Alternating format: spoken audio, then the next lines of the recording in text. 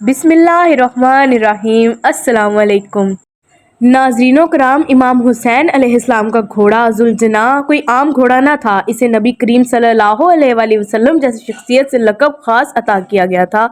مورخین کے مطابق اس کا اصلی نام مرتجز تھا، لیکن اس کی غیر معمولی جسامت اور خدوخال کی وجہ سے رسول اکرم صلی اللہ علیہ وآلہ وسلم نے اس کو لقب ذوالجناح دیا۔ بعض مورخین کے نزدیک ذوالجناح اور مرتجز دو الگ الگ گھوڑے تھے۔ ذوالجناح جسمانی ساخت کے لحاظ سے دوسرے جانوروں سے مختلف تھا۔ اس کی پیشانی پر ایک خوشنما اور چمکدار ابھار تھا۔ مغربی دیو مالائی قصوں میں ایسے گھوڑوں کو یونی کون کے نام سے پکارا گیا۔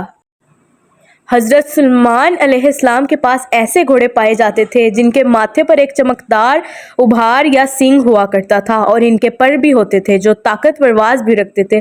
بعض روایات کے مطابق وہ گھوڑے جنات تھے جو حضرت سلیمان علیہ السلام کے بعد ناپید ہو گئے۔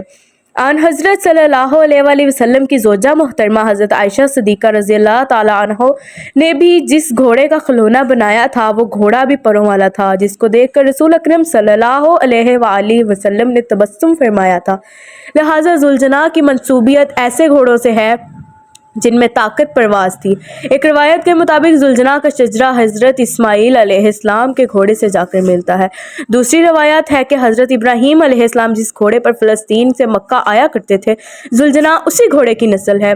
بعض کے نزدیک ذوالجناح بھی جنت کی سواریوں میں سے ایک سواری ہے۔ ایک روایت ہے کہ ذوالجناح کو رسول اللہ صلی اللہ علیہ وآلہ وسلم کی خدمت میں تحفے کے طور پر پیش کیا گیا۔ واقعہ کے مطابق مصر کے علاقے اسکندریہ کے بادشاہ مقوقس نے رسول اکرم صلی اللہ علیہ وآلہ وسلم کی خدمت میں ایک خاتون سودا بنت زمعہ کو اور ایک بے مثال گھوڑا روانہ کیا تھا۔ رسول اکرم صلی اللہ علیہ وآلہ وسلم نے سودا بنت زمعہ کو عقد کے ذریعے داخل حرم کیا اور گھوڑے کو پرورش کے لیے حضرت علی علیہ السلام کے سپرد کیا۔ یہاں سے بات قابل ذکر ہے کہ ایک بادشاہ اپنے وقت کے سب سے با اثر شخصیت کو جو تحفہ پیش کر رہا ہے، لازمی اس میں کوئی خاص بات ہوگی۔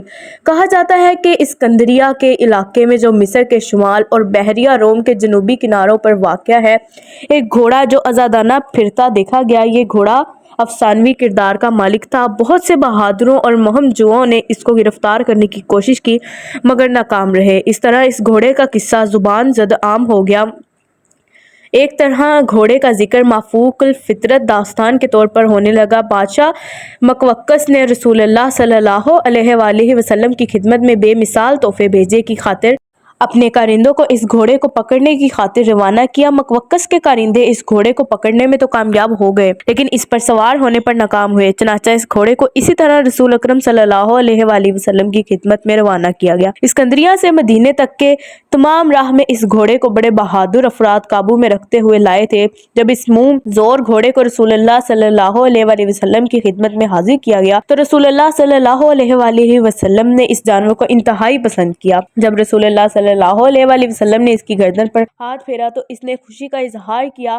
اس کے ساتھ ہی اس کی منہ زوری اطاعت میں تبدیل ہو گئی۔ رسول اللہ صلی اللہ علیہ وآلہ وسلم نے اس وقت اس کو ذوالجناح کا لقب عطا فرمایا اور پرورش کے لیے اس کی رسی حضرت علی علیہ السلام کو دے دی۔ اس طرح یہ ان کے ساتھ ایسے چل پڑا جیسے صدیوں سے منزل کی تلاش میں بھٹکنے والے مسافر کو روح کو منزل پا لینے کے بعد قرار آ گیا ہو۔ نواسۂ رسول صلی اللہ علیہ وآلہ وسلم حضرت حسین علیہ السلام جب چھوٹے سے تھے تب سے ہی سے آپ اس گھوڑے میں دلچسپی لیتے تھے۔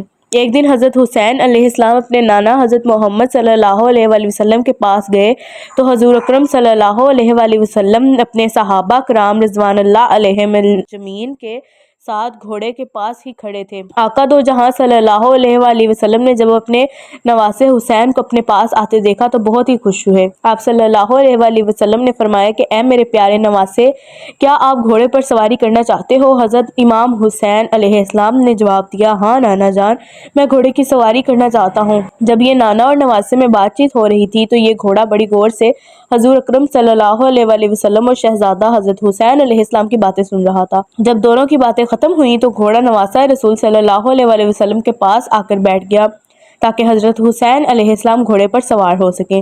حضور اکرم صلی اللہ علیہ وآلہ وسلم نے فرمایا کہ بیٹا یہ وہی گھوڑا ہے جو میدان کربلا میں تمہاری سواری اور مددگار ہوگا۔ اس کے بعد نبی اکرم صلی اللہ علیہ وآلہ وسلم نے یہ گھوڑا حضرت حسین علیہ السلام کو تحفے میں دے دیا۔ اس کے بعد ذوالجناح حضرت حسین علیہ السلام کے پاس آ گیا۔ میدان کربلا میں ذوالجناح کو پانی پینے کا کافی بار موقع ملا لیکن ذوالجناح نے پانی نہ پیا تھا۔ اس کی وجہ یہ تھی کہ ذوالجناح کے ذہن میں یہ خیال آیا کہ میرے آقا دو جہاں حضرت محمد صلی اللہ علیہ وآلہ وسلم کے نواسے نے پانی نہ پیا، میں اپنے مالک کو پیاسا چھوڑ کر پانی کس طرح پی سکتا ہوں۔ حضرت حسین جب میدان کربلا میں گھوڑے سے زمین پر گر گئے تو آپ علیہ السلام کا گھوڑا آپ علیہ السلام کے ارد گرد چکر لگانے لگا تاکہ کوئی تیر اس کے مالک حضرت حسین علیہ السلام کو نہ لگ سکے۔ حسین علیہ السلام کی حفاظت کرتے ہوئے ذوالجناح کو اتنے تیر لگے کہ وہ بھی تیر لگنے سے کافی زخمی ہو گیا تھا۔ روایات میں آتا ہے کہ حضرت حسین علیہ السلام کے گھوڑے نے 60 سے زیادہ یزیدیوں کو قتل کر دیا تھا۔ جب بدبختوں نے حضرت حسین علیہ السلام کو شہید کر دیا تو گھوڑے نے اپنی پیشانی حضرت حسین علیہ السلام کے جسم کے ساتھ لگائی، پھر گھوڑے نے اپنے آپ کو حضرت حسین علیہ السلام کے خون سے تر کیا اور اپنے اگلے پاؤں اٹھا کر زمین پر ایسے مارے کہ سارے میدان میں ایسی گونج اٹھی جس سے ساری یزیدی فوج گھوڑے کی طرف متوجہ ہوئی۔ جب سپہ سالار عمر بن سعد کی نظر گھوڑے پر پڑی تو اس کے دل میں فوری لالچ آ گیا کہ اس بہترین گھوڑے کو میں رکھوں گا۔ چنانچہ اس فوج کی ایک ٹکڑے کو حکم دیا کہ اس گھوڑے کو پکڑ کر میرے پاس لے آؤ۔ جب فوجی ذوالجناح کو پکڑنے کے لیے گئے تو گھوڑے نے بڑے زور زور سے زمین پر پاؤں مارنا شروع کر دیے۔ یزیدی فوجیوں کو اپنے پاس نہ آنے دیا، وہ بھی گھوڑے کو چھوڑ کر بھاگ نکلے۔ یہ دیکھ کر عمر سعد نے کہا کہ گھوڑے کو اپنے حال پر ہی چھوڑ دیا جائے۔ پھر وہ گھوڑا حضرت امام حسین علیہ السلام کے پاس آ کر آنسو بہانے لگا۔ حضرت امام بہیقی سے روایت ہے کہ ایک شخص آپ کے پاس آیا اور آ کر پوچھا کہ کربلا میں موجود حضرت امام حسین کا گھوڑا کدھر گیا تھا؟ آپ نے فرمایا کہ ابن سعد گھوڑے کو اپنے ساتھ لے جانا چاہتا تھا کیونکہ اس گھوڑے پر حضور اکرم صلی اللہ علیہ وآلہ وسلم نے سواری کی تھی، لیکن وہ گھوڑا حضرت حسین علیہ السلام کی شہادت کے بعد کسی کے ہاتھ بھی نہیں لگا تھا۔